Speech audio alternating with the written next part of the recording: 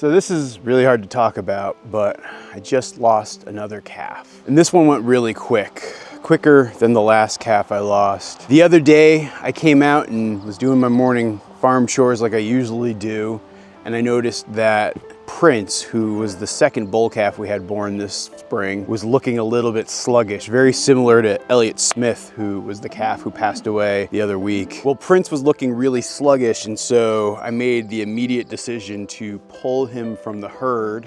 Oh, okay, I am. Hi, baby.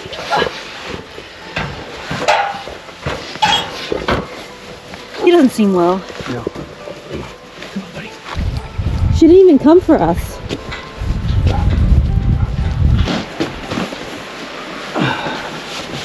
How are you doing, buddy? Hey, buddy. You don't look like you're doing good at all.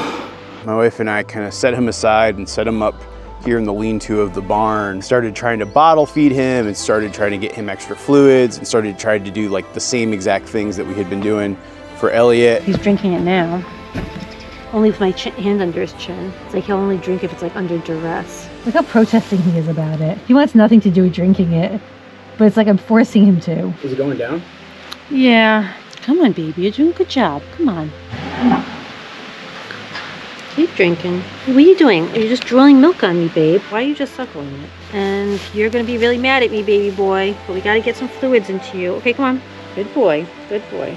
Prince was looking really thin, and it was actually more visible with him than it was with Elliot. We did the best we could. Last night, I came back out here, I don't know, around midnight, just to check on him and see how he was doing, and he was just looking so incredibly weak. And as I was brushing my teeth before going to sleep, I remember thinking that I was probably not gonna see him alive in the morning, and I came out here this morning, and yeah, he's dead.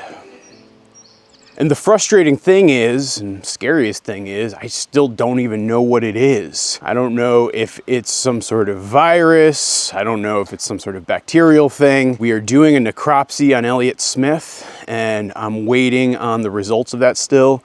A lot of those tests can take over a week because they just require time to develop and like be processed. And so I still don't know what's going on. As you can see with our one calf, Belle, and her mom, Ariel, she's looking okay and she's eating well and she's filling out well. And so I'm not too worried yet, but I'm very worried that something else might hit them. Like there's something with the herd virally or bacterially or fungal, I don't know, that could be causing this problem. But I feel like the real catch-22 here is I'm worried about pulling them because I don't want to separate them from their mother, because that actually I feel like hurts their chances. But then I worry about leaving them there with them.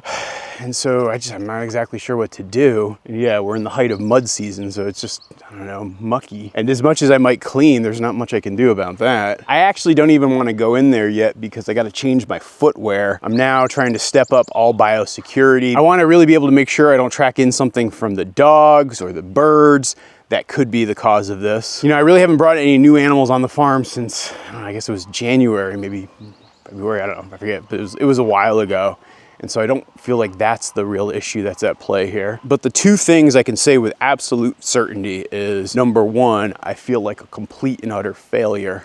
I can't keep my animals safe and I don't even know what to do about it. And just the sense of incompetence that fills me with is, I don't know, it's kind of overwhelming, and it's like the type of thing that makes me just want to give it up. And then I think the only other thing I'm really certain about is that I just don't know what to do. And I just keep waiting on the report from the vet and watching my herd as closely as I can and hoping nothing else goes wrong. You can see little Prince's mom up there on the top of the hill. That's Audrey. She's our boss cow, and she has been crying really ever since I took him. And yeah, I feel horrible too.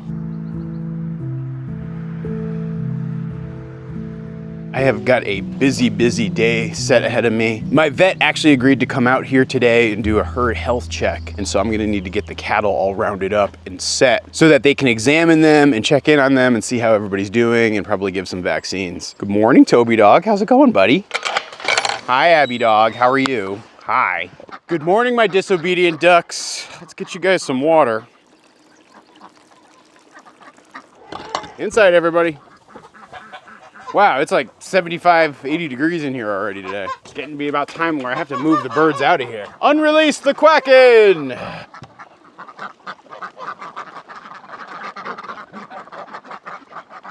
Come here, Homestar. I need you. Come with me, buddy. It's time for your bucket duck therapy. Come on.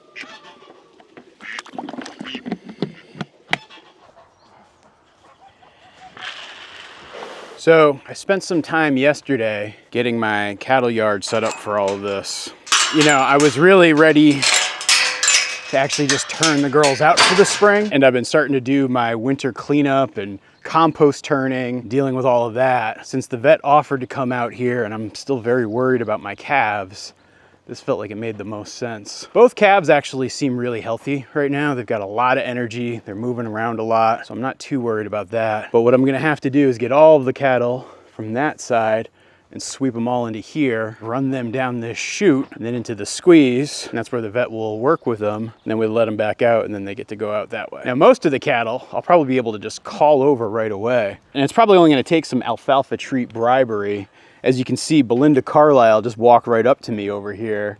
Baby B is not too far away either. But the animals that I'm actually really worried about getting to come over here are the Charlet girls. They are the ones who have not traditionally been worked, and they're still very skittish of me. And while they'll eat alfalfa treats, it's not quite the draw that it is for the other animals. And so I might actually have to chase them in here. Now, the coin of the realm here today is definitely gonna be these alfalfa treats, and I even sprung for some of the expensive, fancy Timothy hay. And as you can see, it's actually already attracting a fan club. Now, ordinarily, when I'm trying to get my cattle in here, I would typically actually hold back their feed the night before. But unfortunately, I had just fed them hay, and then my vet called and she said she had like a schedule opening pop up. And so they actually have hay on the other side, so that's gonna make this a little bit more complicated, but I feel like it's really important to get the vet out here, and so that's why I'm doing this. But let's see what we can entice here with this hay. These 2 bales cost almost as much as one of my large round bales that I usually feed them. I think I'm just gonna kind of spread this out for them feedlot style so that there's plenty of space for everybody to eat.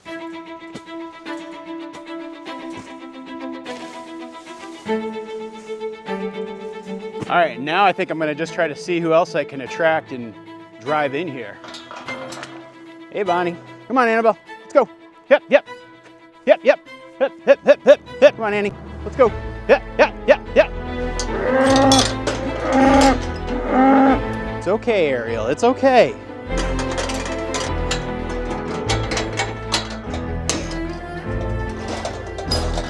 Okay, that actually went extremely smoothly. I've got them now all penned up in here. They're not happy, which is understandable. I generally do everything I possibly can to make sure my animals have plenty of space and don't feel like they're living in a feedlot. But unfortunately, they're gonna need to spend about an hour like this. It looks like Belle tried to sneak through. Yeah, this is built for grown-ups, not calves, and so she can kind of slip through that side there, let her go back to her family. I'm just gonna give them a little time to just chill out. You know, part of why I actually did this right now was because I wanted to make sure that they had a little time to settle down before we actually try to move them. Belle, what are you doing? You are the spunkiest calf, there's no doubt about it. But yeah, when the vet gets here, I'll actually start to work them through this and get them going further and further down this chute and then kind of single file go through the squeeze. And so now because this vet is new to me, I don't want to be trying to jam a camera right in their face right as they get here. And so I am probably not going to record the appointment. So why don't you guys go hang out with Toby Dog and Abby Dog and I'll check back in with you later.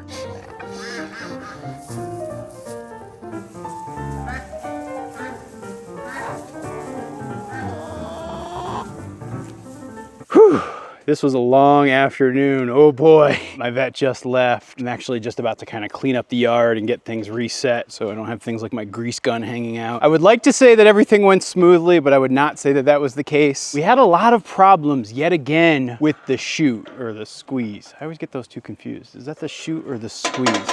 I think this is the chute, and then the red thing, the squeeze, that's the thing that sucked. The chute was fine. I just had a lot of problems getting the cattle in there, particularly the Charlet. So Amelia, Astrid, Alice P. Toklas didn't even get in there, but just trying to get them in there was such a pain in the butt. One animal that was a model citizen was Baby B. I could just like walk her right in. She went in, no fighting, no fussing. I was so appreciative of her. But pretty much everybody else, it was not good. And then right here, we have quite possibly my biggest problem child. Yes, I'm talking about you, Belinda Carlisle, my firstborn calf. Belinda actually escaped.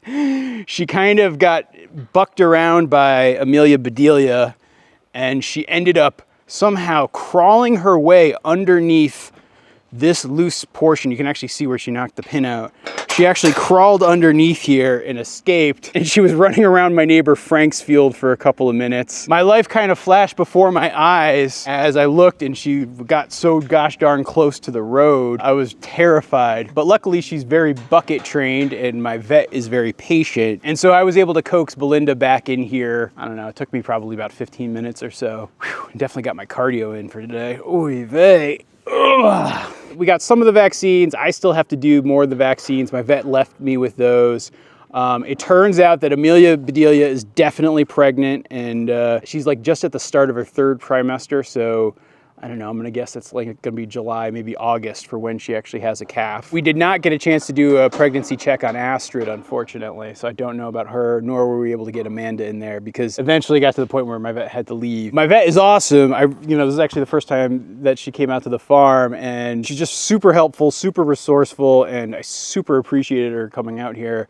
And I'm excited that I now have a regular vet again. I was kind of in this very weird patchwork system of people I could call on for expert advice and something if I really needed it, but not like a real vet who, they're about an hour-ish away, but it's okay, I'll take it. And I'm super appreciative of it all. The other thing is the calves all got their vaccines, and so they're in good shape, and she thought that both of them look good. She did take a fecal sample, and we're gonna get that tested out. But yeah, it was a heck of an afternoon. I'm exhausted, and I will say, I think I'm gonna get rid of this. I think I'm going to sell this. It's a fine squeeze, I'm pretty sure it's a squeeze. It works okay, it's just not great for the Highlands, and it wasn't actually great for the Charlet either. And so I gotta figure out a different system, because the corralling and everything that I got in terms of getting them hooked in worked out great. Like, I feel like I couldn't have done a better job, and all of that was really easy. But all the problems started every time every single animal almost refused to go in there. I think it's just like, it's sized to the way it's supposed to be sized, but it just intimidates them. While the Highlands can get their horns through, I don't know, I just think it causes too many problems. And so I'm gonna be doing some research on a better system here, because I don't wanna have to deal with this again in the fall, or I will lose my blessed mind. Now, we also had the results of the necropsy for Anne of Green Gables' passed away son, Elliot Smith. So in terms of the pathology, there really wasn't any like super conclusive or specific thing that was like, oh gosh, it was this one thing that killed him. It wasn't a specific virus that they found. It wasn't any specific like bacteria infection or anything like that, pneumonia, none of those types of things. Really, the only major abnormality that they found was that calcium oxalate crystal formation on his kidneys. Not exactly sure what that could mean. The vet, she had a couple of theories specifically around, like, pigweed has it, and we do have some pigweed around here, and so the theory that like maybe the hay contained pigweed and that passed from the mom to the baby in the milk. I don't know, it feels kind of like a stretch. As I'm looking at this report, it's also saying plants such as sugar beets, rhubarb, halogadiatin, greasewood, soursop, sorrel, like all of those things, actually most of those things we don't even have around here.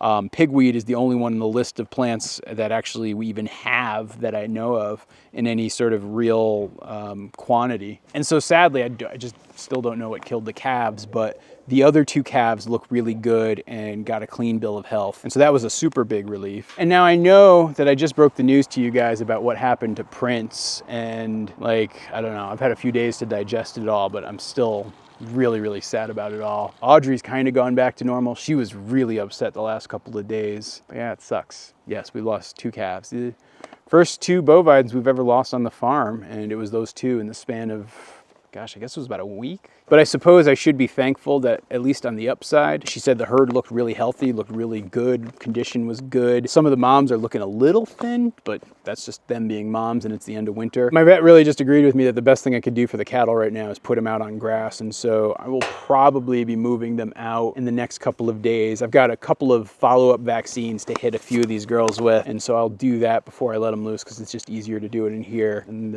as you can see, they're enjoying the leftovers of the really, really good hay before I close this area off. So yeah, that's what I got for an update. If you guys have questions, drop them down below. I'm probably gonna make a summary video really soon that kind of collects all the cattle questions for you.